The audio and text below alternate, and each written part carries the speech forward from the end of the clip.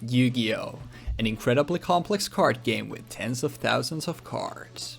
However, what if each set was separated from the rest of the massive card pool and your choices when building a deck were extremely limited? In this series, in order to learn Yu-Gi-Oh! From the ground up, I will be embarking on an adventure through the history of the card game with Jeex. In each episode, we will have access to all the cards in a select product, and using only the cards in that product, both of us will build a deck before playing a best of 3 match to determine the winner of the episode. We will move in a chronological order in the series, and with each new episode we will forget the cards of the past in order to experience something brand new. We hope you enjoyed this adventure through Yu-Gi-Oh! And its evolution with us. Welcome to the historic Yu-Gi-Oh! Learning journey. Guys and gals, ladies and lads, welcome back to the historic Yu-Gi-Oh! Learning journey. And this time we're ending off 2002 with Pharaoh Servant as well as Tournament Pack 2. So, as always, timestamps will be down in the description in case you want to skip ahead. But let's just start right off by going over what the set has. And right off the bat, there is Jinzo.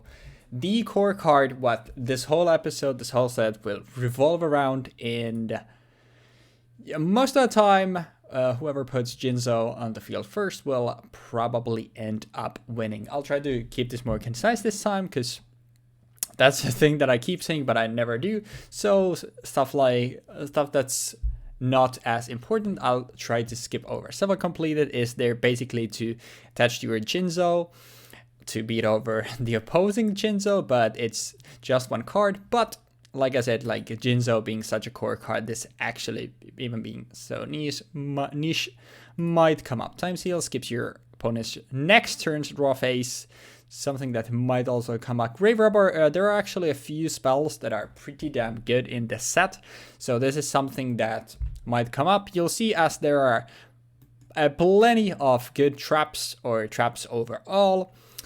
And Jinzo being the core card of the format, yeah, it'll be pretty important to select which traps you actually play. Dust Tornado, our best spell and trap removal in the set. Just targets a spell trap your opponent controls and destroys it, and then you can set one from your hand if you want to.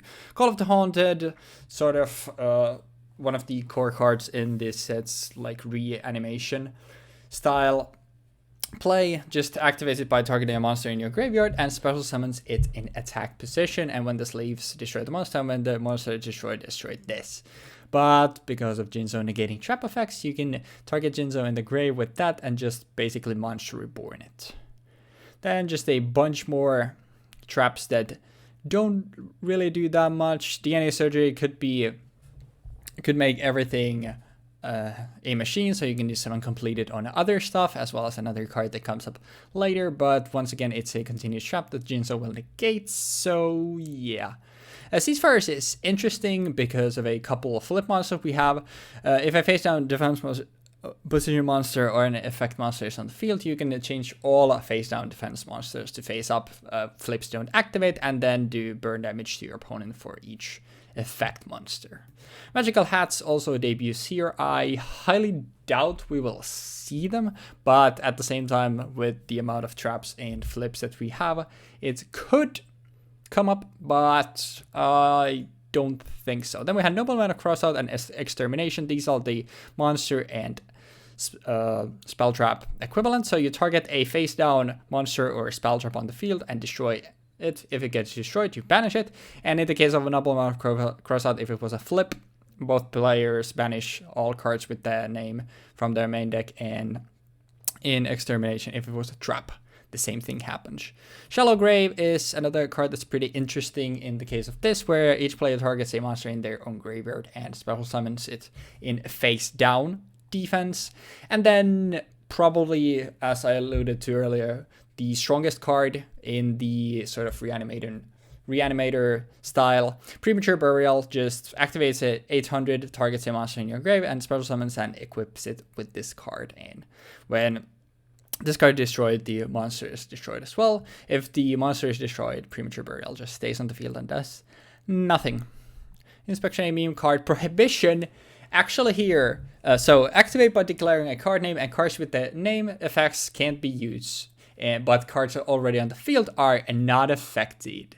So this is actually pretty interesting. If you manage to put your own Jinzo on the field and then call Prohibition, then you basically are pretty safe from your opponent, like not being able to play their own Jinzo. You have your Jinzo free to do whatever it can, and it's really hard to get rid of. Actually, interestingly enough, one of the only cards to actually deal with Jinzo in this format, Morphing Jar number 2. So this is a flip monster that on flip shuffles all monsters on the field in the deck, and then both players reveal the same amount excavate cards until they excavate a same amount of monsters they shuffled.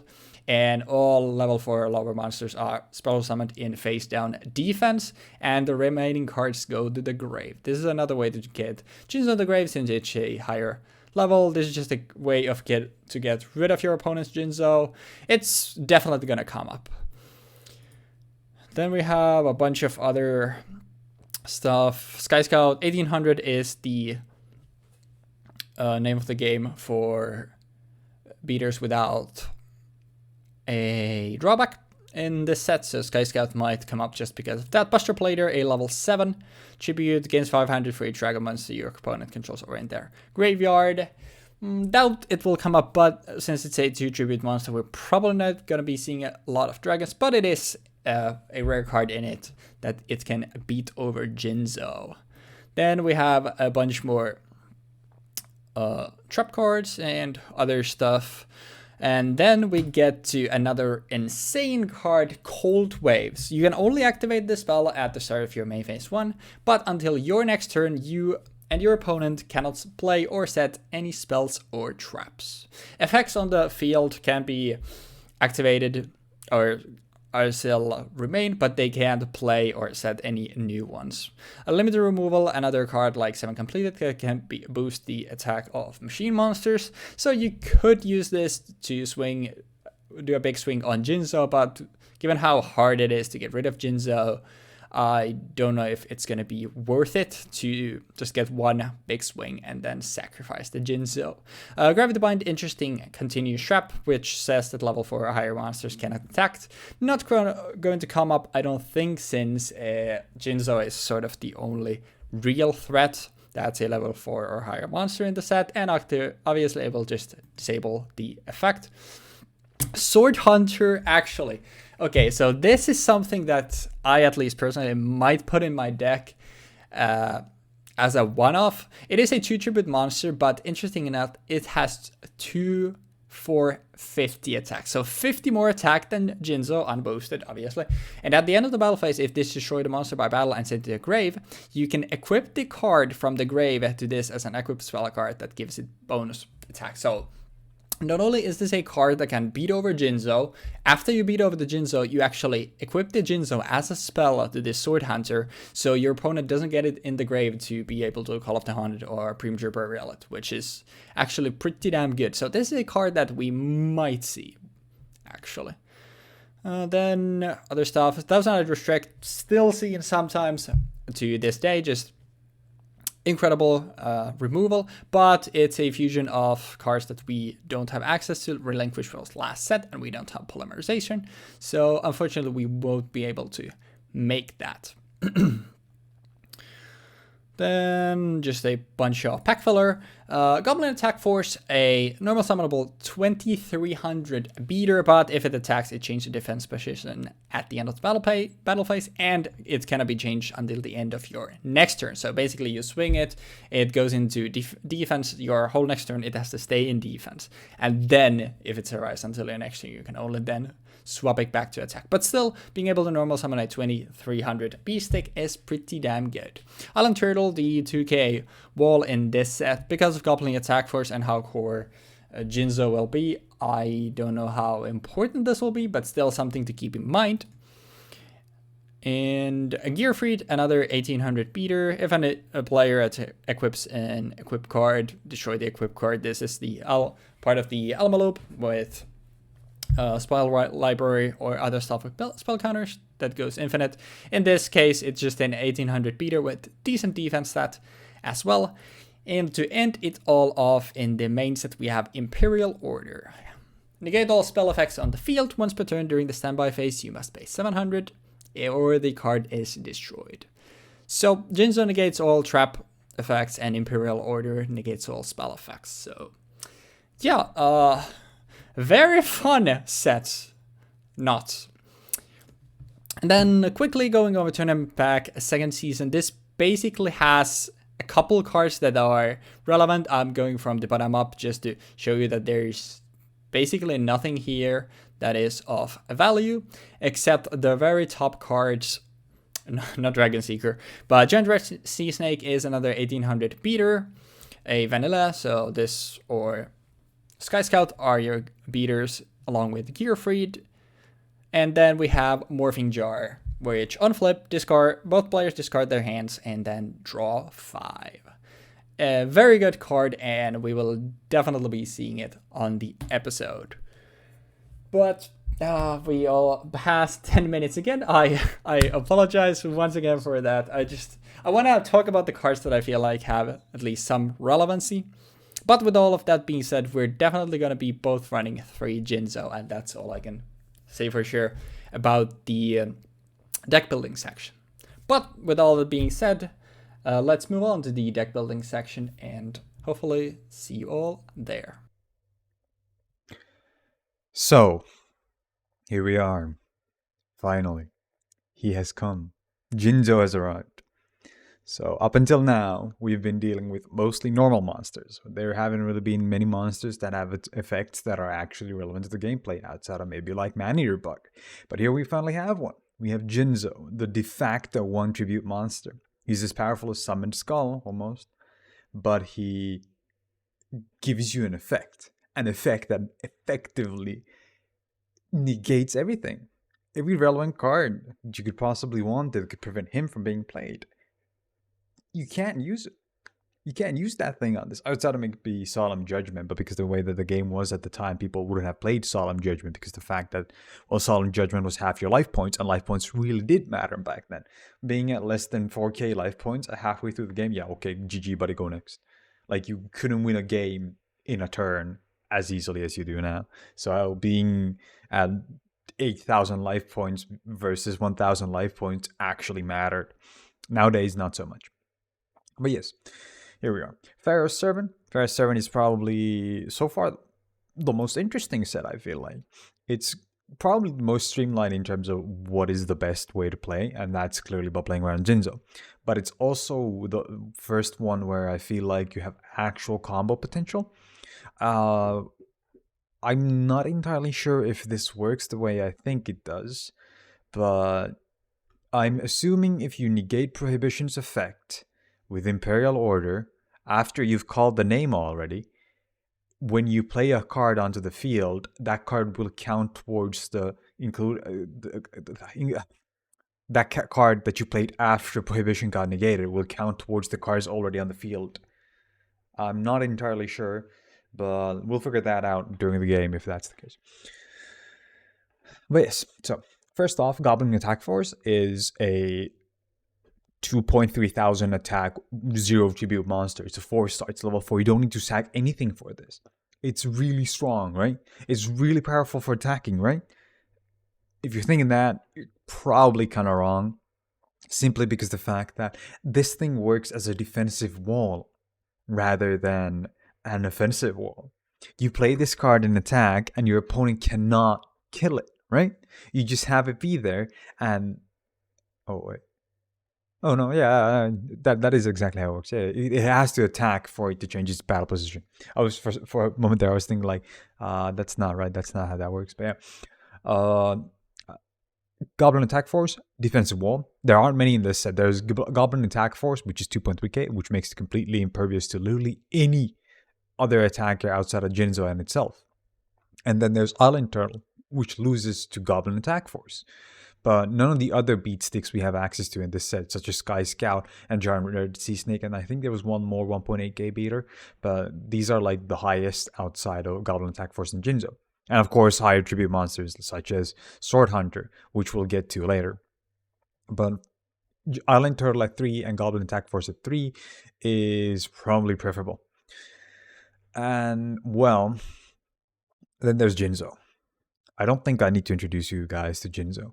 He is the de facto 1 tribute monster. Not Summon Skull is also a de facto 1 tribute monster, but Jinzo warps the game around him where you can't really use traps the same way you could against Summon Skull. You can trap hole a Summon Skull. You can't trap hole a Jinzo, okay?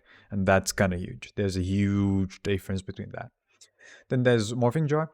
Morphing Jar is a really good and really fast way of filling up your graveyard and replacing your hand. This will play into a strategy that I've talked about since the beginning of this series that I've been doing with Weebfox, which is Reanimator. The goal is to use Premature Burial and Call the Haunted to reanimate Jinzo, Goblin Attack Force, or Giant Red Sea Snake, or Sky Scout, and just go aggro. Go as aggro as possible. And if not even that, I can use Premature Burial and Call the Haunted to get fodder for Jinzo. And the biggest issue with this is that this is a flip monster, so it's gonna take a while for its effect to take effect. So I need to wait at least one turn for him to attack into it or for me to be able to flip it face up, which is kind of a problem. And then there's Morphing Jar 2, which is going to be my main and only form of removal for Jinzo in this entire deck, outside of ramming a Jinzo into it. But as it is, Morphing Jar 2 will shuffle Jinzo back into the deck, and you cannot get a Jinzo out again after the Jinzo has been sent to the deck. And this will probably play a pivotal role. I feel like if Weebfox is also going to be playing Morphing Jar 2, that's going to help me out a lot. For example, let's say there's a hypothetical situation where I happen to have not used my normal summon yet. I use Shallow Grave. And the Shallow Grave is a card that lets both of us summon face down cards from our graveyard to the field. So let's say he only has Morphing Jar 2 in the grave after he tributed it for Jinzo. And I have something else in the grave that he ran over with Jinzo, or he used something else to destroy it, which shouldn't be possible because there's nothing else he can really use for that. But let's say that's the situation. I have one monster in my graveyard, and he has one monster in his graveyard. And that one monster in his graveyard is Morphing Jar 2. He summons it onto his field. I summon the card in my graveyard to my field. And then I normal summon my own not my own Jin, something else from my hand. And I ram that thing into the Morphing Jar 2. And then both of us shuffle our fields, our monsters into the deck. That way I can use Shallow Grave with his Morphing Jar 2 as removal for his Jinzo. That might be a high variance play, but I think it'll work out and be good. At some point in this set, I think that will come up. Then Giant Red Sea Snake. Well, I probably should explain what both of these do because it kind of skimmed them over. So Morphing Jar 1 says you get to discard your hand, as many cards in your hand as possible, and then you draw 5 cards. This is insanely powerful. This is like such a fast tool of refilling your hand. You set 4, you set 5, and your opponent can attack into you flip it face up. You draw 5, and he discards 5, and then you use a Premature Burials and Call the Haunted that you set last turn to reanimate cards you put in the graveyard. This card is the cornerstone of the most aggressive build in this format in this set. The Morphing Jar 2 takes all monsters on the field and shuffles them into the deck, and then we both reveal cards up until we reveal the number of monsters that we shuffled into the deck. And then we special summon all level 4 or lower monsters we revealed in face down defense position. Let's say, for example, I shuffle 2 cards from him and 2 cards from myself. He has to reveal 2 monsters. And if he reveals 2 Jinzos, he doesn't get to summon anything. But if he reveals 2 for level 4 or lower monsters, he gets to summon both. And same for me. Then there's Giant Red Sea Snake. Giant Red Sea Snake is a basic beater. Same with Sky Scout. Both of these cards are just basic beaters. And the reason why I'm playing 4 in total and why I'm playing 2-2 is because there's a card in this set called Prohibition and also Nobleman of Crossout. I'm going to explain what these do in a bit. But then Island Turtle. Island Turtle is a wall against these two cards specifically in case he happens to be playing these, which I'd imagine he'll probably be playing at least one 1.8k beater, simply because of the fact that not doing so will maybe hinder his offensive capabilities, assuming that he's not going to draw Jinzo. Then we have Nolan Across Out. This card is the best. Like, oh my fucking god, this card is so versatile. Okay, let's say first off, it's effective. Target 1 face down monster in the field, destroy it, and banish every single card with that same name if it's a flip monster. That's really good. Oh, wait, I'm stupid. It's flip monster, right? It's not every single... Oh, okay. Never mind. For some reason, I was thinking I could bat if he used no one to cross out on my... Oh, wait.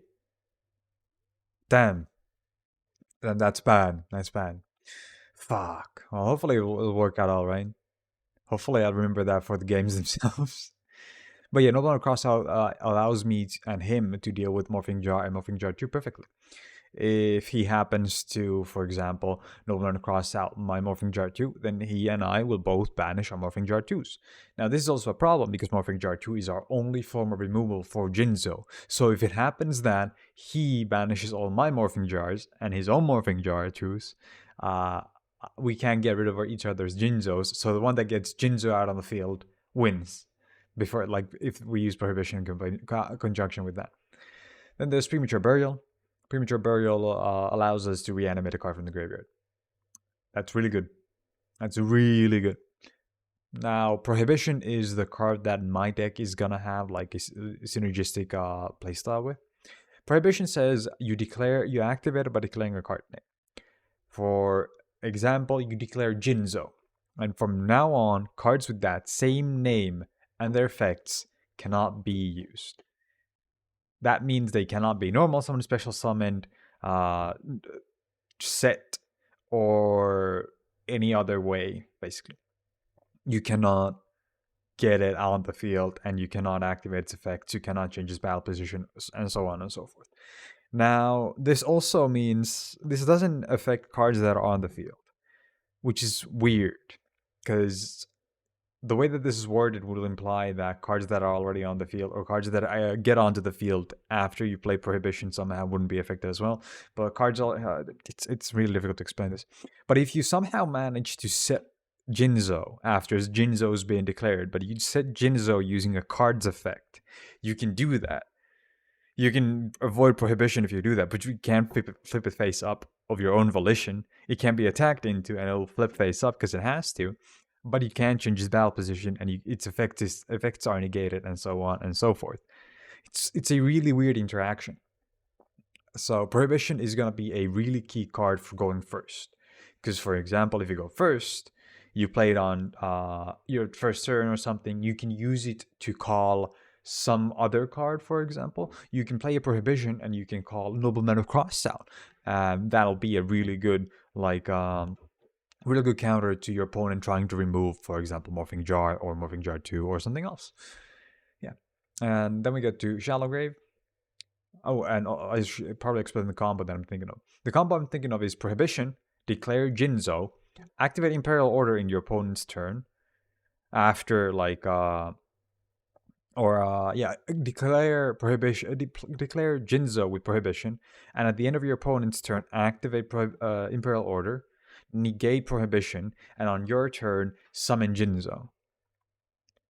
And then you negate Imperial Order using Jinzo, and now Prohibition is no longer negated. Therefore, Jinzo is on the field and is not affected by Prohibition.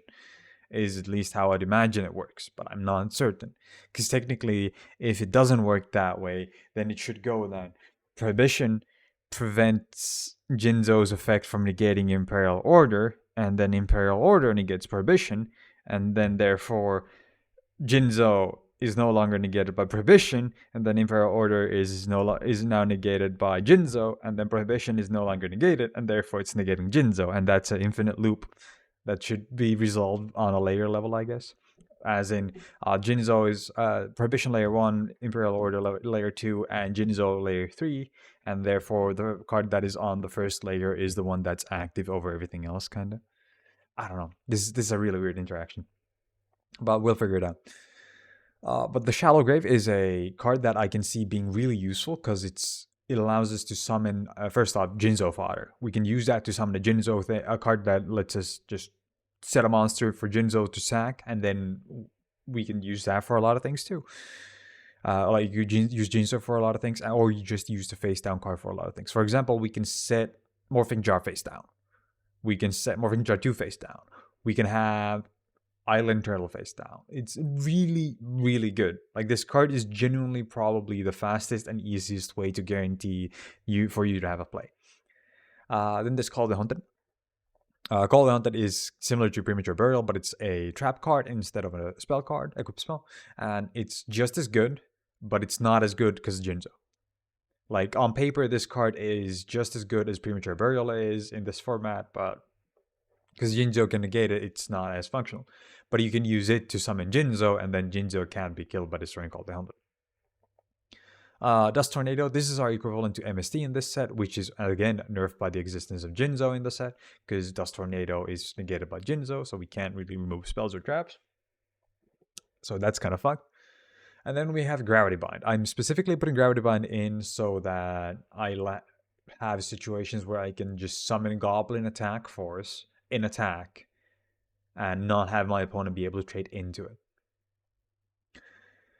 And then there's Imperial Order, which is, as you can probably tell, a really powerful card that negates all spell cards on the field.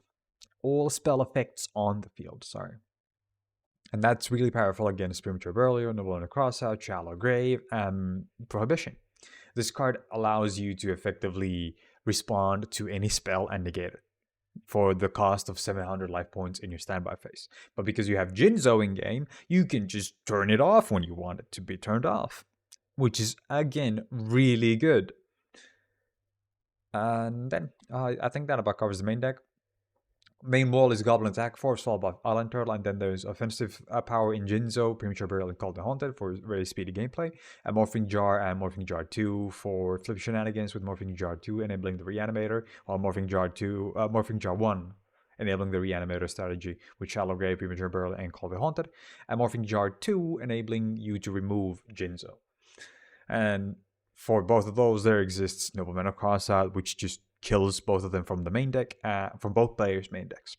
Okay? And then we have the side deck. In the side deck, I went for a strange angle where I was thinking if the games might go on, like, if they become slow enough, going for something like Sword Hunter might be good. Because Sword Hunter can attack over Jinzo. And that's already like valuable enough where you should consider playing it just for that. Because you can reanimate it just as easily as you can Jinzo. The big deal breaker in that is that you can more easily get rid of Sword Hunter by destroying Premature Burials or Call the Haunteds than you can Jinzo, because of the fact that you can't Dust Tornado, Premature Burial, or Call the Haunted to kill them. So yeah, but I think if the first game goes south, like really south for me, I'll probably try siding into a Sword Hunter beatdown line of play. Because I can see this functioning with the Reanimator strategy using Morphing Jar, Shallow Grave, and Premature Burial. For example, let's say we have a line of play where we use Morphing Jar turn 1 or turn 2, and now we have a 4-card set, and we draw our turn card, and that turn card is some random card, and on top of that we have the 5 new cards from Morphing Jar. So let's say we discarded... Wait, that doesn't work, I'm stupid. We would have to discard monsters on turn 1 or turn 2 to get this to work. But yeah, basically, let's say we just have multiple Premature Burials and multiple monsters in the graveyard, or multiple Call to Haunteds. We can just sack those and get Sword Hunter out on the field, and then we can ram that into Jinzo, for example. I think that might be cool, but we'll see how that works out. And then there's the Fiend Mega Cyber, which I don't think we'll see play, simply because the fact that it's a 1 tribute 2.2k monster, with the biggest issue being that it requires your opponent to have 2 more monsters than you do. And the only way I can imagine my opponent will have 2 more monsters than I do is if it's turn 4 or turn 5, and he's already killed my board, and he's got a Jinzo and another monster on the field. And now I just have to figure out a way how I can get more monsters onto the field so I can get a Sword Hunter on the field so I can run over his Jinzos and shit. But yeah, other than that, this card's really cool. Basically, it just says if your opponent has 2 more monsters than you do, you can special summon this card from your hand. And that's a really interesting effect for this time period, because the fact that there aren't many cards that special summon themselves from your hand. And honestly, another thing about it, this is kind of weird since like Scapegoat just makes it so your opponent has 4 cards on the field when you will have like none. So I would imagine this is worth running against Scapegoat, but I'm not sure. We'll probably figure that out at some point when we get to go format, right? So now we get to one of the worst designed cards in Yu-Gi-Oh! Ever, Cold Wave. This card can only be activated at the start of main phase 1. Until your next turn, you and your opponent cannot play or set any spell or trap cards. This card is stupid. Like, this card stalls out games so hard. It's disgusting because the way that it just like makes it has like an effective Imperial Order effect if you play it on your main phase one, which is already pretty good. But at the same time, your opponent can't activate trap cards either. You can respawn to this with Imperial Order if you have it set, but odds are you won't have it set, right? So you'll probably just get completely shit on. But yeah, Cold Wave is a really powerful card, and I'd imagine that it'll see play in game 2 or more if we happen to get to game 3. Then Ground Collapse. Now, this is one of those tech cards that I was thinking, oh, this might be interesting to play, simply because of the fact that we don't have access to extra monster zones yet, right? Or we do, but we don't really have any extra monsters we can summon. We basically Ojama 2 zones. Select 2 main monsters on the field. Neither player can use the selected zones, and you cannot select a zone that is occupied by a monster card. Let's say, for example, my opponent doesn't have any cards in the field. I just select I just play 2 copies of this, and I lock him out of 4 of his own zones, and then I destroy the last one. I destroy a monster in the last zone, and then I play my 3rd copy somehow, and now I lock him out of 5 zones and myself out of 1 zone. And then he can't play the game because he can't remove Jinzo. And that's GG. That's GG just like that. I think that's really cool. I think that's really toxic, but that could be really cool. And then there's a 3rd copy Prohibition and 2 copies of Gravity Bond. Again, Gravity Bond is here mostly for the fact that if I feel like I'm getting run the fuck down really fast by cards other than Jinzo, surprisingly, then I'll just play Gravity Bond. Like if he happens to be playing Sword Hunter Beatdown or something, Gravity Bond might become really handy. But yeah, I think that about does it. This deck is very straightforward, and I feel like it's genuinely disgusting in what it can possibly do. And I'm kind of curious to see what we'll have in the future and if things get faster than this, because this feels like it should be the fastest out of like anything we've done so far, and might be the fastest for quite some time. But we'll see. Now, have a good day, my guy. Take care. Guys and gals, welcome back, and here is our deck for today's episode for Pharaoh Servant and Tournament Pack 2. So, as always, we'll give a rundown on each card and sort of what I hope that they can do in the context of the deck. So, very first thing, Jinzo, 3 off. It's the core card of the set. Nothing really beats over it. It has an incredibly powerful effect, especially in this set, which has a ton of trap cards in it. This is the card that you want to turbo on the field. This is the card that you want to get out of your grave back to the field, and this is the card that will make or break your match. Next, we have Goblin Attack Force, just a 2300 beater that can be normal summoned. It gets swapped to defense at the end of the turn. At the end of the battle phase, and has to stay there at least 1 extra turn. But regardless of that, it can beat over literally anything that isn't a tribute summon, so that's pretty good. And then our other beater of choice is Gearfried the Iron Knight, just because it has the best stats. The equip effect, it doesn't matter at all. I'll talk about sides sort of as we go this time. Our other beater, if I feel like I want more beaters, is in the side is Giant Red Sea Snake, since it's just the next best thing. Then we are running 2 of Kiseitai, 1 more in this side. So when your opponent's monster attacks this card, and this card has to be in face down defense position, this card becomes an equipped to that monster that attacked it, and during each of your opponent's standby phases, you get life points by half of the monster that attacked this and had it equipped.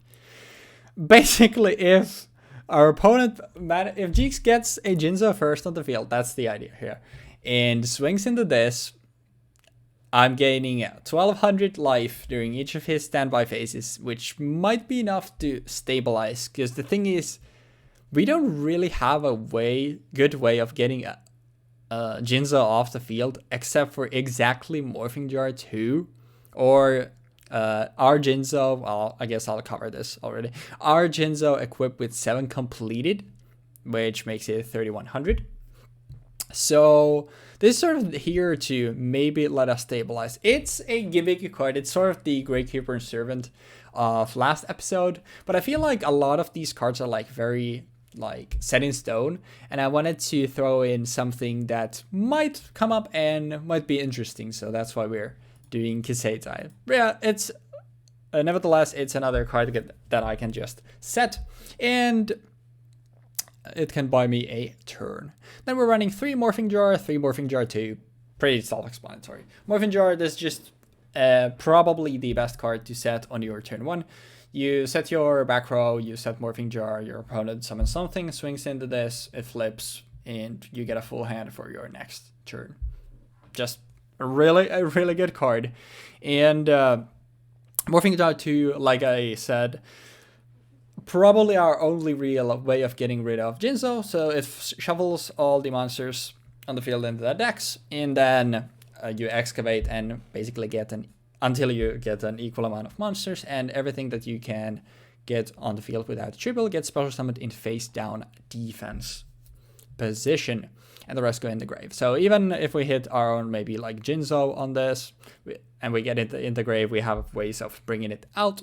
And those ways are 3 Premature Burial and 3 Call of the Haunted, which basically both serve the same purpose. Premature Burial is better because it's a spell and doesn't get negated by Jinzo, but does get negated by another card. So 800 and target a card in your grave and equip it with this. And when this is destroyed, the equipped monster is also destroyed, but it doesn't really matter because our spell trap removal is Dust Tornado, which is trap, doesn't work when Jinzo is on the field. And Nobleman of Extermination, which is more gimmicky and gets rid of than Jeex' own Premature Burial. So Call of the Haunted, same thing, doesn't work as an equip, it's a continuous trap, so it just stays on the field. But the good thing about Jinzo negating trap effects is when you use this on Jinzo, then Jinzo negates trap effects, so even if Call of the Hunter somehow gets destroyed, Jinzo still stays on the field because it doesn't care about the effect. When this card leaves the field, destroy the monster. So basically this is just a trap monster reborn for Jinzo, which is what we care about. Then 3 Cold Wave, this is just here so we can go for a place without worrying about any back row. And what's nice about this is when you fire this off, you're safe for your turn, and then your opponent's turn, they can't use any spells or traps either or set them. So then the start of your next turn, you're then free to use spells or traps again. Prohibition, kind of an interesting, one of the more, I think, interesting cards here. And the whole reason, I think I already alluded to it in the set breakdown, the whole idea of this is to establish our own Jinzo, and then Prohibition call Jinzo, so Jeex cannot get his own Jinzo on the field. And I'm comfortable with running 3 copies because not only do I want to see this quite often, it doesn't get negated by Jinzo, does get negated by Imperial Order though. And but it can also, if I get another copy, I can actually use the second Prohibition to call something like Morphing Jar 2, so he loses even more ways of getting rid of my Jinzo, which is interesting. Then the 3 Nobleman of Crossout, the reason for this is because we have like both Morphing Jars, we're running cards that we want to set that activate on flip, and this is just a good way of dealing with them. If I know he set something like a Morphing Jar 2, maybe because he summoned it of another Morphing Jar 2, or if I just have the hunch, I can also use this when I have a Jinzo established to deal with the Morphing Jar 2, get rid of the rest of the Morphing Jar 2s, and then most likely he won't have any way of dealing with the Jinzo anymore. I already talked about 7 completed. I'm running 2 because obviously it is just for Jinzo, which makes it a little bit bricky. I might end up cutting this into 1 even in like games 2 and 3, depending on how much I see Jinzo, because this is just for Jinzo.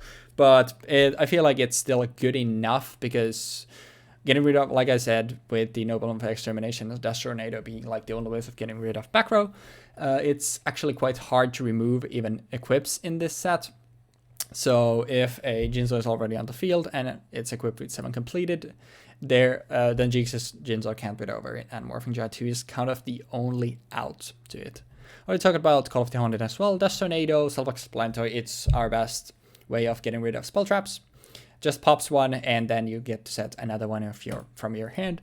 And then sort of a little bit of a tech option here, Grave Robber. And the reason for this is because there are actually a good amount of good spells. Like some that Jeex will definitely be running, Premature Burial, Gold Wave, and Nobleman, are all great targets for Grave Robber, depending on the situation.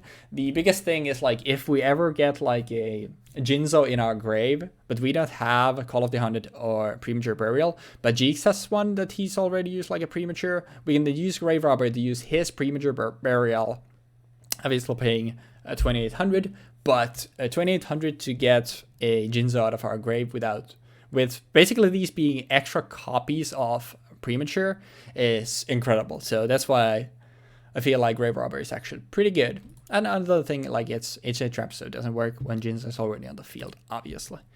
As for the stuff that I didn't cover in the side, we have third semi-completed. I don't think this will come up, but it's still there. Another third Kiseitai. Same thing, as I said already, we have some beaters.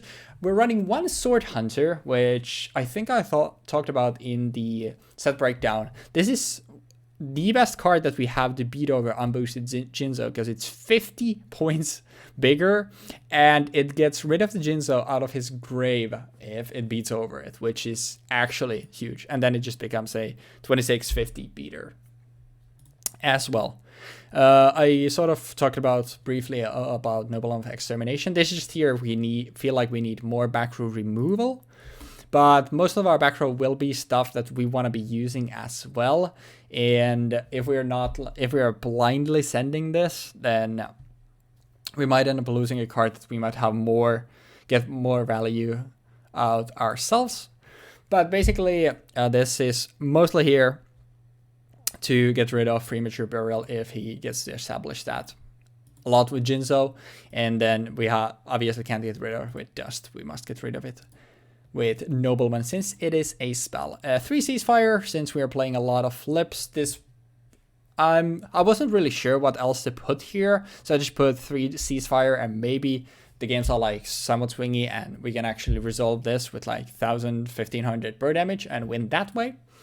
And finally, 3 Imperial Order. So don't worry about these. I'm just continuing my trend of having random fusions in the side deck. Fusion deck, which we're not going to be using. But yeah, Imperial Order I feel is interesting because I didn't want to main deck this because this is going to be a Jinzo fest, and Jinzo negating Imperial Order is...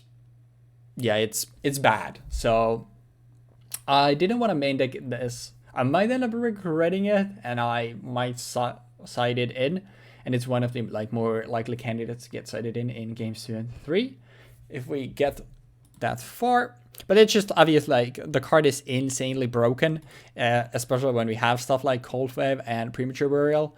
But I kind of like my main deck already, so that's why I threw them just into this side deck. So we'll see what ends up happening with that. But I'm okay happy with this deck. I think we have a good amount of good cards. We have some cool interactions like the Prohibition for Jinzo after we get our own Grave Robber, maybe stealing the Premature Burials. Maybe even Kisatai gets to stall enough to let us do something.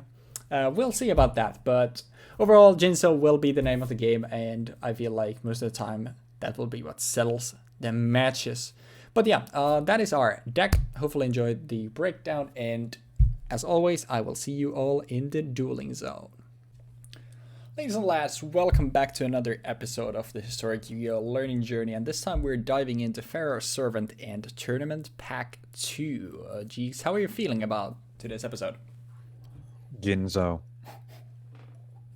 Yeah, that's a pretty good way to sum it up. I'm pretty sure this whole game, both of these games that are going to happen, because this is going to be a 2-0 for one of us, absolutely. They're both just going to revolve around summoning Jinzo with Call of the Haunted or Premature Burial.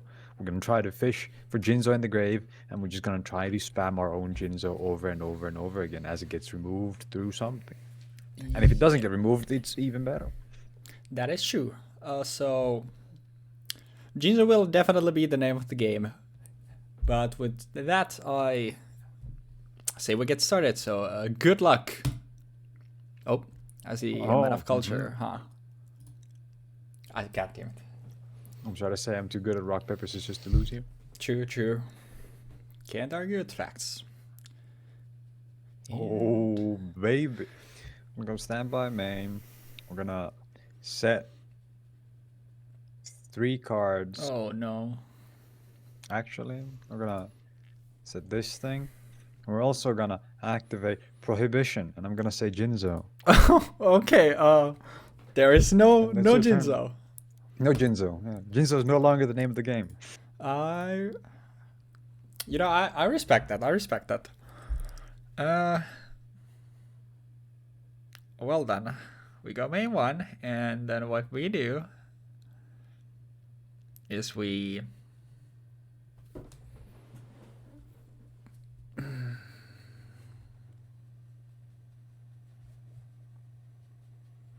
man. Yeah, I think this is what we'll do. We'll set 1, and we'll set a back row. Yes. And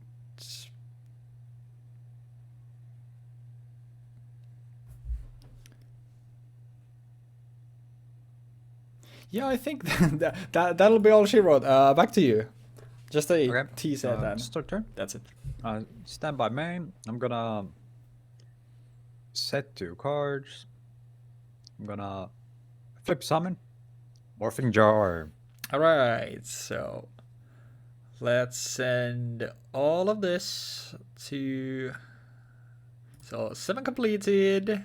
Yes. Jinzo, Gold Wave, and Morphing Jar 2. Okay, and then draw 5. Then we do draw 5. Okay, and then I'm gonna activate Nobleman of Crossout on your face down. God damn it! Why did it have to be this way? Okay, so it vanishes, right? I destroy that target and banish it. And if it was Flip Monster, we both reveal our main decks and banish all cards with the same name. Okay, so it's a Kiseitai.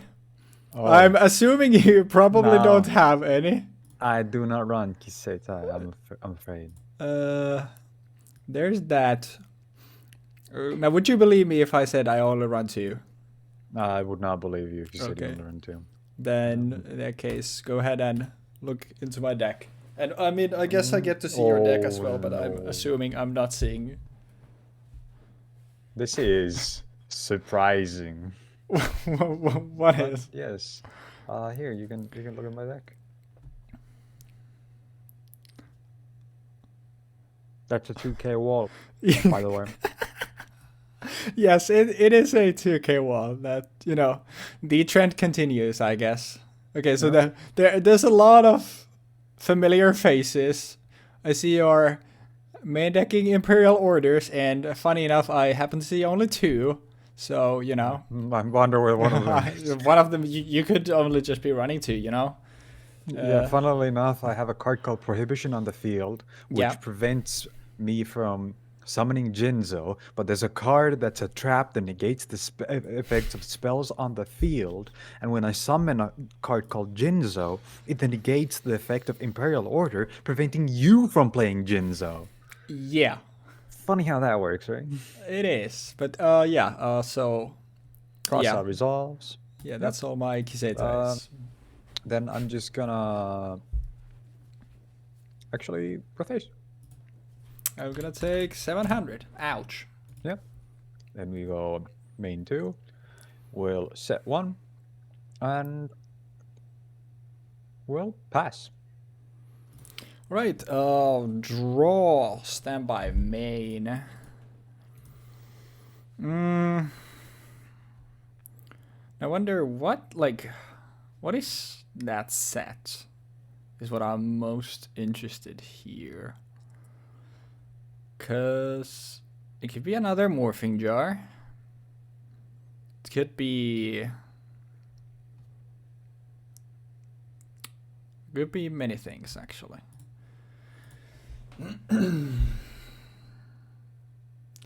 And Yeah, I actually think I do want to find out. So I'm gonna pay 2k to use your Nobleman of Crossout, and I'll target this set card. Yeah, I'm gonna disintegrate and banish. Yeah, so we already we saw each other's decks, so we can just now go ahead because we both run all three. I'll go ahead and do that. Go ahead and do that, and Yes. yeah, I have 2 in Fair, banish, and one of mine is already in the grave, so that's that. Then after that, what we will do... this is interesting. I actually think I'll normal this Goblin Attack Force. That's a bold move. I will not lie. That's okay. Anything for that? Nope. All right. Then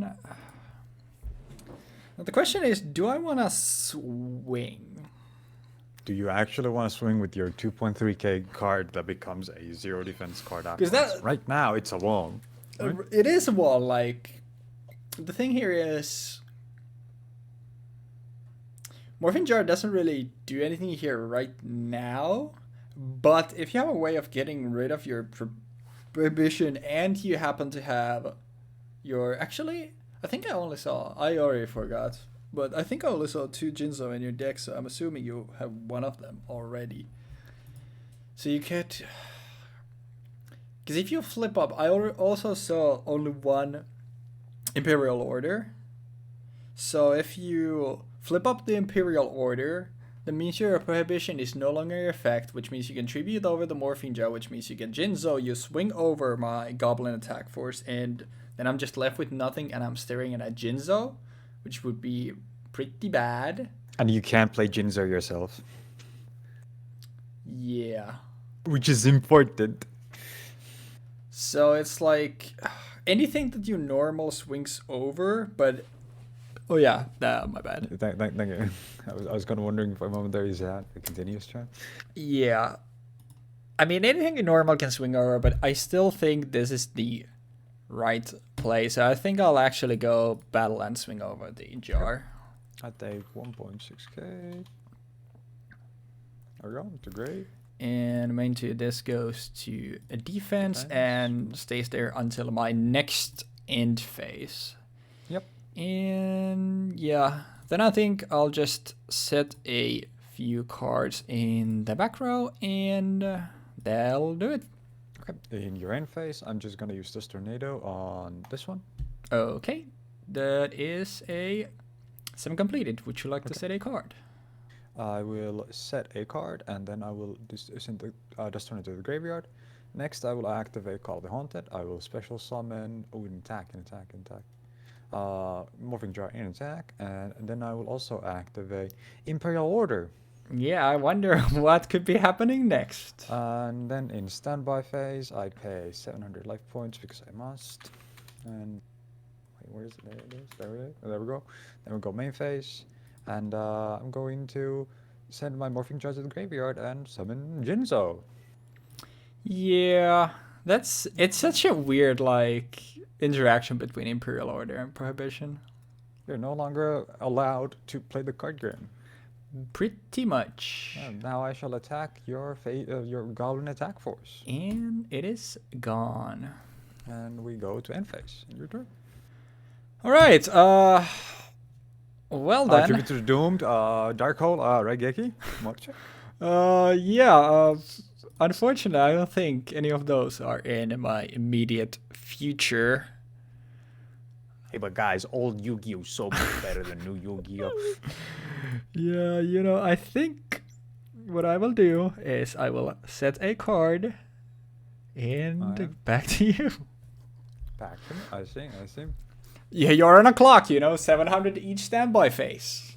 No, that's definitely on a clock. Correct. That is not correct. Its effect is currently being negated by Jinzo. Oh yeah, that's true. There's no upkeep here. This is straight up just bullying now. Man. I'm gonna attack your face now. Yeah, so that's a Morphing Jar. So let me get rid of this Jinzo that I can't get used because of a fun interaction that I definitely was aware of. And you weren't aware of it? Oh, hell no. No. I literally like theory crafted that because of the fact that I felt like, oh, this has to be the most obvious play. Because Prohibition is negated by Imperial Order. If you negate Imperial Order, Prohibition is no longer negated. But it says including cards are unaffected if they're on the field. Oh, yeah, which means Jinzo, when it hits the field, will not be affected by Prohibition. Yeah. That's crazy good. It's crazy good. Yeah. I'm gonna summon a card here. Yep. I may face 2, and then I'm gonna set 1 card. And I'll pass it over to you here. All right. Oh, something good. Oh, I just realized I set a card even though I use it. Okay, now like, how do we get out of this predicament is the question. You play Morphing Jars. You just need a couple more Morphing Jars. Yeah, you know, there's But kind you of lose the game first. yeah, there's kind of the thing where like 2 of my Morphing Jar 2s are banished, and one of them is in the grave. No. And Regular I only have Morphing one Jar. more Morphing Jar, so you know. You do have Shallow Grave, right? You know. Oh, Shallow Grave lets you summon a card from the graveyard and face down. Yeah. So I read when I was looking through cards in your deck. Yeah. It's pretty good for getting cards in the graveyard with Morphing Jar if you just Shallow Grave. Mm-hmm. Okay, so like, you know, okay, I think what we're gonna do is we're gonna normal this Goblin Attack Force. Okay. And we're gonna go battle phase, and we're gonna swing over this Sea Snake. Yep. This is the right play, I think. And main 2, this goes to defense, and then what do we do here now is the question. Because I have a line that I'm thinking of, but I'm not sure if it is the right one. If I get... Man.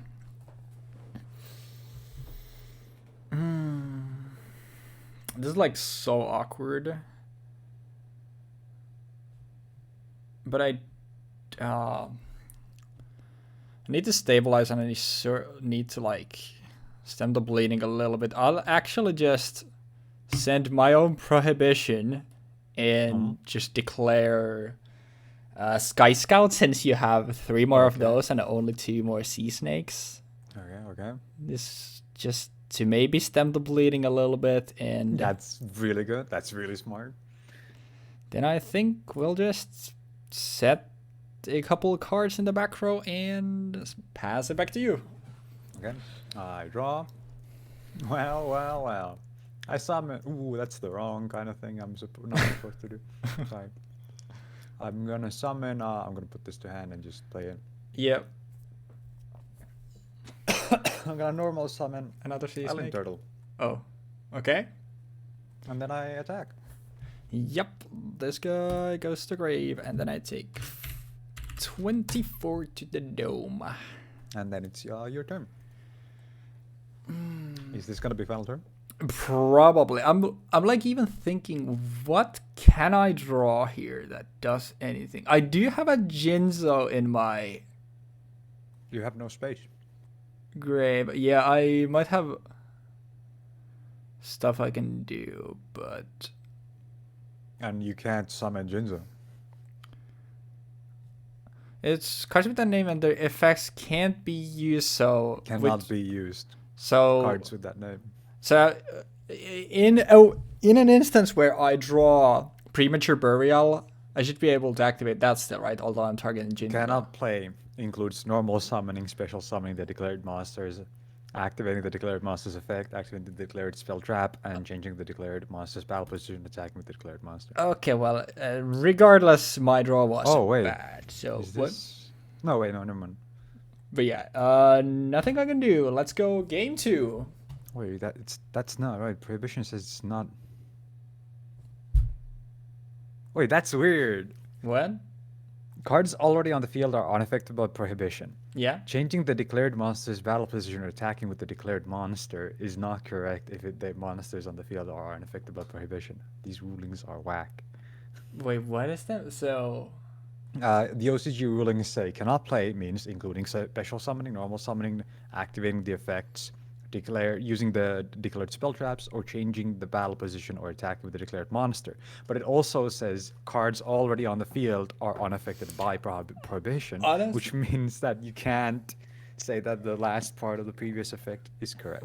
I'm fine with going like how we played it, because that's how when I read the card, that's how I envisioned it as well. So I think like change the battle position and attacking, I think it's a completely fair game. Yep. So let's go with that, and let's go siding on game 2. Yep. Yeah, I think that'll do it. That was another really long sliding segment, but siding segment. So apologies for that. But good luck in game 2. Good luck. Oh no, this doesn't look good. Draw some by main. I don't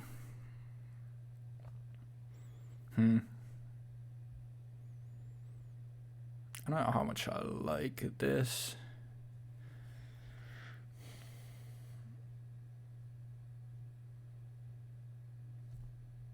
Yeah, sure. We'll just set a few cards and pass it over to you. Okay, passing. Grab it, take a turn. Stand by main. I'm gonna...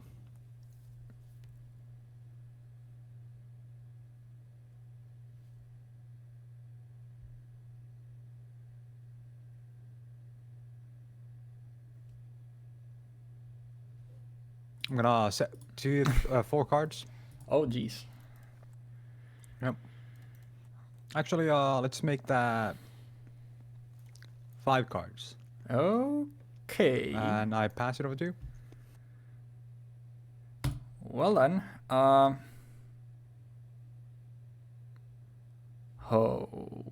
boy, that's a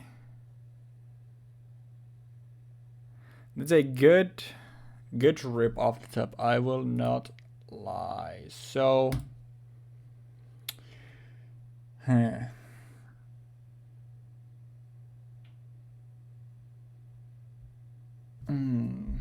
don't want to do this. Yeah, I think we'll just start by firing this nobleman targeting your set. Well. You've fallen for my trap. I will send Goblin Attack Force to the graveyard and banish Goblin Attack Force from my graveyard. Alright. And we both take every single copy of Goblin Attack Force. So, Goblin. And you can check my deck. We both sent 3 anyway, so I think we're okay. It's fine if you're fine just with that. Yep. Okay. Then we will.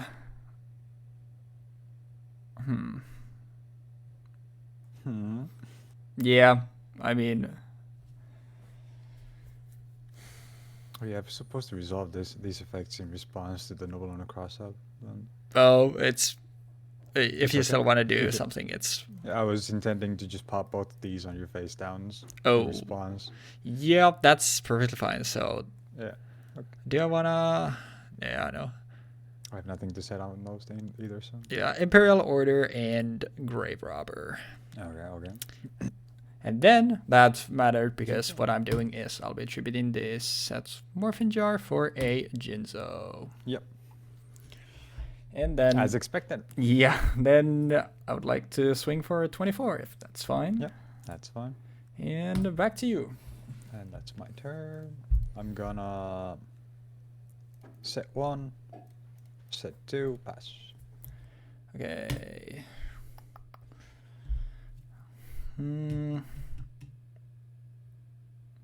Now that's probably a Morphing Jar 2. If I had to guess.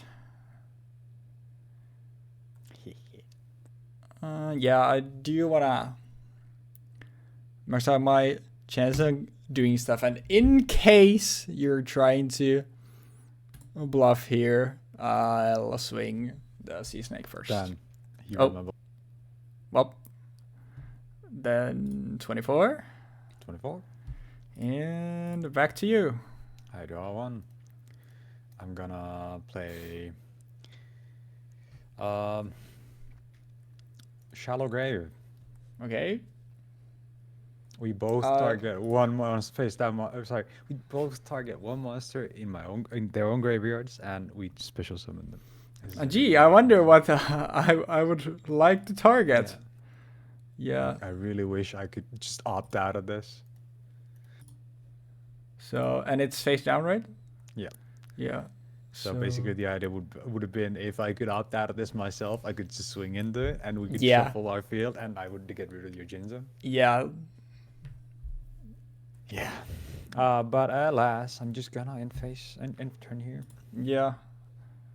And yeah, I don't think there's any need to complicate this. I'll just go straight to battle, swing this. Great. And swing this. Yep. And you remember what we were talking about? I'll target my own Morphing Jar too. No way, he's too fucking smart. It's kind of funny that actually came up. But yeah. Banish, and yeah, we all both have 3 again, so I think we can just... good luck. Pass. Okay. Now, like, literally, what could this be? There's nothing that saves you. There's a... Actually, it could be exactly the 2k. Yeah, no, this is the play. I go battle, I swing Jinzo first this time. Okay. This and Premature Burial, then I draw 5. This probably won't matter unless you have some miracle hand trap. Yeah. Bro, these games are fast. Yeah. Yeah, and we go next? I'm not gonna cite anything. Do we just... Yep. Yeah, okay. Go next. Game 3. I go first. Bro, this might be... Like, even when we're game 3, this might be the fastest episode.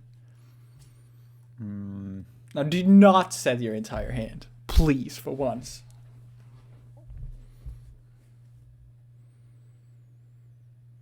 Bro, I fucking hate it here, man.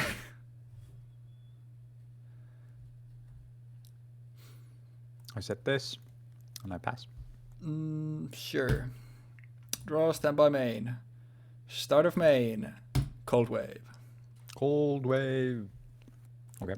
And until my next turn, we can't set or play any spell traps. Okay. Then, how much do I care about stuff? Yeah, I think I just do this and end my turn. I draw. I just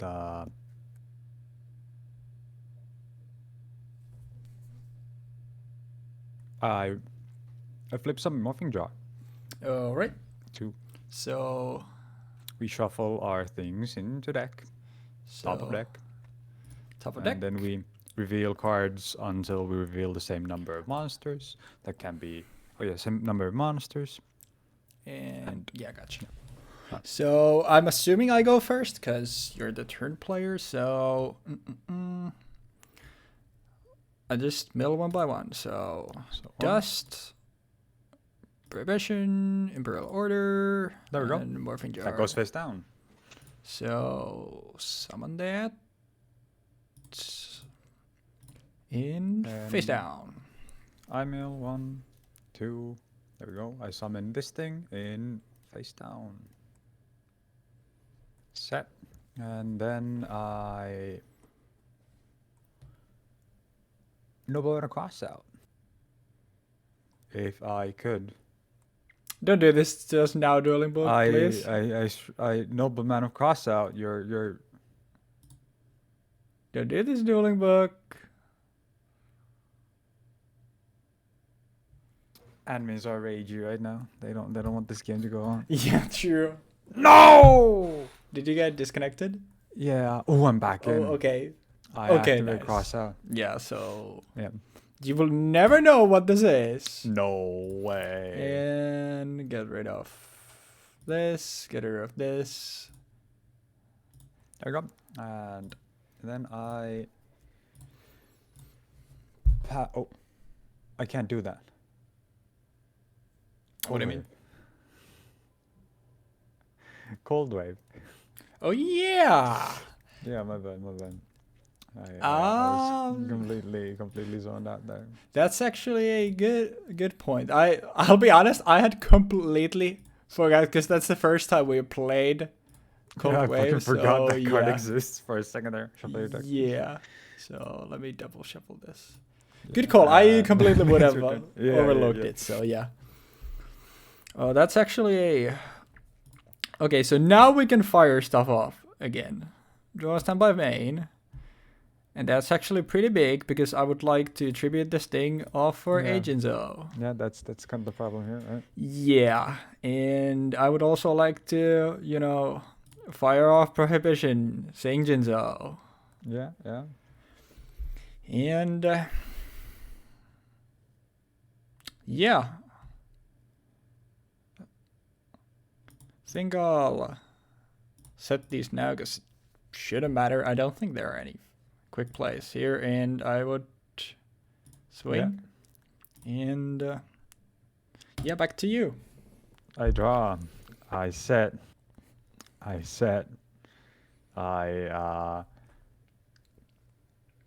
pass. So, okay, a Morphing Jar. 2 exactly.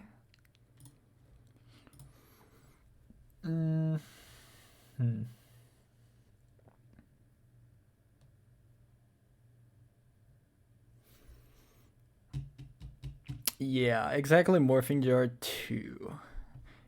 There's another turtle.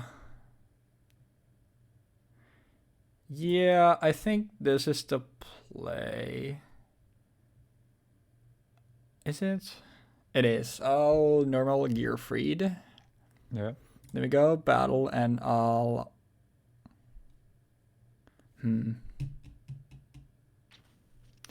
It's 600. It doesn't matter. I'll swing Jinzo first. Okay. I flip Morphing Jar. Okay, so I'll send this Cold Wave. I draw 5. This. Draw 5. There we go. Dies, and I take 1 point. Okay. Yep. And then main 2, and I'm actually just going to pass. Okay. I take turn. Standby main. I activate Shallow Grave. All right. And the only thing I can summon is this. Yeah. Morphing Jar. Jar. Summon Morphing Jar and face down. It goes to the grave. And then I summon. Wait, does Morphing Jar 2 go back into the deck itself? I never fucking thought about that. Yeah, it That's does. crazy. That's fucking stupid.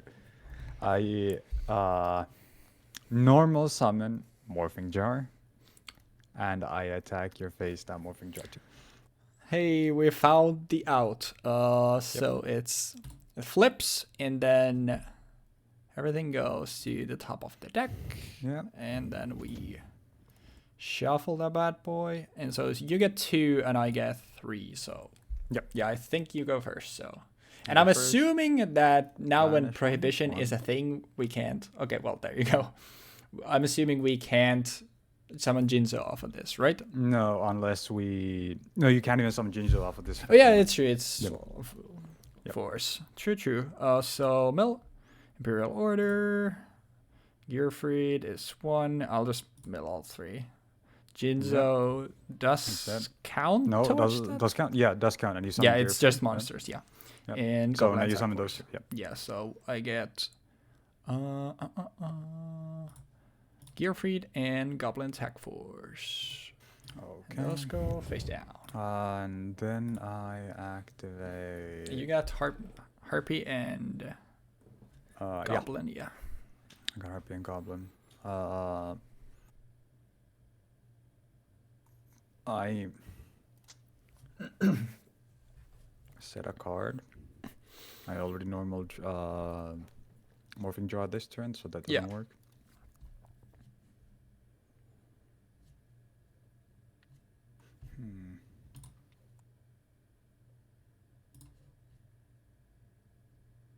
I think I'm just gonna pass you. All right. Taking a turn and start by flip summoning these bad boys. Yep.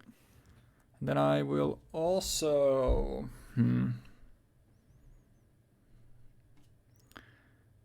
yeah, I think this is better. Is it?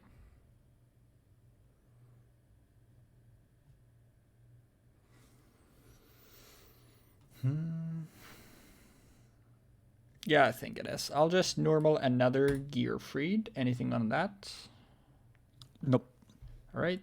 Then we go Battle Phase. Yep. And I'll just swing Gearfried into this and then Gearfried into this. Grave, and 2.3k. 2.3, yeah. And then this goes to defense, and I'll just pass turn. Okay, I draw 1, stand by main. I will...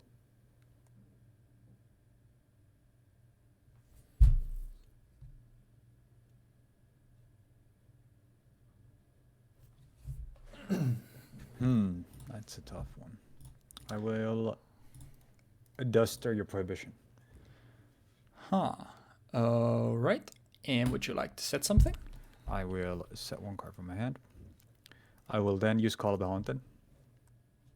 In your graveyard. Okay. Okay, I summon Goblin Attack Force. And then you tribute over? I tribute over for Jinzo. Yeah, that's pretty good. Yeah. And then I go swinging. I swing on your Gearfried. Yeah, Gearfried to the grave. I take 600. Yeah. Oh man, this kind of sucks right now. Kind of sucks a lot. Then I pass. Right. All right. Oh, hold on. Oh fuck! I almost banished something from this town. We got main 1, and I would like to flip up this premature burial. I will not resolve anything in response to them. And I would target the Jinzo, so... And that's GG. That's GG. 800. No, wait, that's not GG, because you can't even change that. I can change... I would have to find... What? Over 2,000 damage? Yeah. Like, for example, a Goblin Attack Force. Oh, yeah, that's GG. Yep. And, yeah, then we just... Crash the Jinzo, swing this. Oh, you can do traps, obviously, after. Oh yeah, wait. I can, yeah. I can activate Imperial Order. Yeah, I will activate Imperial Order while your Jinzo is on the field, right? Yeah. Our Jinzos are crashing, so my Jinzo will not be here anymore. So then I will activate 2 Imperial Orders. Oh, don't tell me it's the 3rd Imperial. It's a cross. Okay, yeah. Yeah, but yeah, I got shafted in the first turn because of the fact that I couldn't get anything going. Yeah, I mean, it would make sense that in a format that is all built around Jinzo, I open Jinzo every single game. I did not open Jinzo More than in game 1. Yeah, I had it literally my opening hand every single game. And like, this fucking guy. yeah, it's, I mean, like, bro, that is actually insane. Like how game just... 1 went and how you like completely obliterated me in like 2 turns and I couldn't do shit. Then game 2 is just Jinzo incident the other way. Yeah. Just me with perfect draws. And now it's just, I can't be home. Sometimes you get fucked. Sometimes you do, bro. Yeah. That's... Wow. But yeah, like opening Jinzo every single game was kind of crazy. Like Lost connection, by the way. Yeah. Lovely. But I mean, those were fast games, and they were, well, it revolved around Jinzo, as we had established, and as predicted. Yeah, and surprise, surprise, the player who got Jinzo every single game in their opening hand ended up winning. Yeah. I'm kind of bummed that I didn't get Prohibition after the first game. I'm not gonna lie, because that felt like also a deciding factor in the last game there. Yeah. Fun fact: I have 2 Prohibitions in the grave, and the last one is in my hand, and I'm not halfway through my deck. Yeah. I'm fuck. I got fucked. I mean, yeah. I don't. I'll be honest. I don't know what you would have had to done here. My draws were just fucking nuts. I feel like if I hadn't got shafted with you getting fucking 2 gear freaks and a Goblin Attack Force. Yeah, the Morphing Jar that you flipped, my draws from that were Goblin Attack Force, a Sea Snake, Morphing Jar, and the second gear fruit. Fuck me. Just 5 monsters state, and I think I was playing 18 monsters total. I got my first copy of Jinzo in that set of cards. So yeah. I'll be honest. Like this was 100% just my draws. Yeah, I mean, but once again, that's superior player. Yep. True. I mean, can't deny it anymore. That's Yu-Gi-Oh. I got 10-2 now. I mean, bro, I really feel bad about this because it was just like no, it's fine. It's good. We didn't get an anime moment though. We did. I mean, I would call it an anime moment where there is literally one card that defines the whole fucking format, and I open it 3 games in a row. So yeah, but like not an anime moment. The same with the Snatch Sale one. Yeah, that's true. But yeah, I will say like I think GX would have been a whole lot different if Jaden didn't open polymerization every game, basically. True. Let's just say normal Burstinatrix and pass isn't very good. So yeah, but I mean those were swift games. Like holy shit, I didn't look exactly how long were those. That's a game. Yeah, game 1 was 17 minutes, and this one, which was game 2 and game 3, we're now at 22 minutes. That's fucking insane. Yeah. I'm pretty sure like all 3 of these games were faster than like last time our last game. Yeah, I'd imagine that these 3 games were arguably the fastest we've ever had. Yeah, for sure. But I mean, yeah, that was Pharaoh's Servant. What a fun and definitely skill-intensive format. 10 out of 10. We'll play again. Okay, next time, thankfully, Labyrinth of Nightmare should be more fun, should be more equally distributed in terms of like some power stuff, and not just, hey, whoever gets this one card first wins. Wasn't that, by the way, you got rid of my Jinzo here, but it didn't matter because I drew like 17 monsters. Yeah, I did the Shallow Grave play where you had to summon Morphing Jar 2, and I rammed my Morphing Jar into your Morphing Jar 2. Yeah. That's how I got rid of it. Yeah, and I just dustered your Prohibition at the point that I felt like, I have to play my Jinzo here now. Yeah, but yeah, I had that. I think that's premature that I had. That was another thing that I opened. I had it set since turn 1, so... I was basically waiting for my prohibition to come up before I dustered the prohibition, so I could summon my own Jinzo, or use a prohibition and Imperial Order and then Jinzo, or just Jinzo before the prohibition. But because your board was so big, I had to make at that point.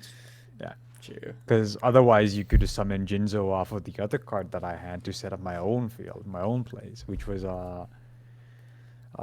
Shallow Grave again. I would have had to Shallow Grave, and you could have got a Jinzo face down on your side of the field, and that would have been bad too. Yeah, my other set was Grave Robber too, so I could have used your Shadow Grave or your Premature to do stuff. So fucking hell. But that's another thing. Like, I wasn't playing Shallow Grave at all in side or main. I was just like, you had like 6 flip monsters that you want face down, and it's effectively just a monster reborn, and you can use it for things. Yeah, like literally, like my idea about that was like, okay, it's not a quick play, so I have to use it on my turn. So, and it summons in face down defense, so I'm not gonna be able to swing with that. And if I fire it off, and in a format which is about recurring Jinzo, I fire it off on a jar or something, and you get your Jinzo, and I don't get the Morphing Jar too, then I'm just boned, and that's the end of my thought process behind the card. I felt like it was a really versatile card simply because of the fact that it forces us both to summon a card. Yeah. So in a situation where I have a low value target in my graveyard, but you have a Morphing Jar 2 in your graveyard, and you can only summon that, I feel like that's removal already. Like it turns Shallow Grave into a removal spell. Yeah, and it definitely came up, and now afterwards, like, that's a pretty good card. But it's pretty good for this kind of limited format. Yeah, definitely. True. Like Gilasaurus is also good for a limited format because you can just special summon him from your hand. Yeah, I was thinking of running that in like my first version of the deck. I was actually running Gilasaurus, but I ended up like cutting it towards the end. So was it? Wait, is that this format or the next? No. Gilasaurus is just No, it is the next one. Yeah. Because I was that was the Labyrinth Nightmare thing. Because like spoiler alert, I already have my deck for that because I was tinkering with stuff and building that. But for that, like I had it initially, and then I cut it. Obviously, it's not a finalized version that I have. I might end up including it after all, but like initially I put it in. Then it's like, okay, but my opponent also gets to summon something. I do actually want it. And I'm like sort of on the brink with that, but we shall see if Gilasaurus makes an appearance next time. Yeah, I have to think about that myself as well. I had no clue that it was in the next set. Yeah, when you mentioned it, it was like, wait, I was like when I was building a deck, I was figuring stuff out with Gilasaurus, but yeah, I completely forgot it's the next set already.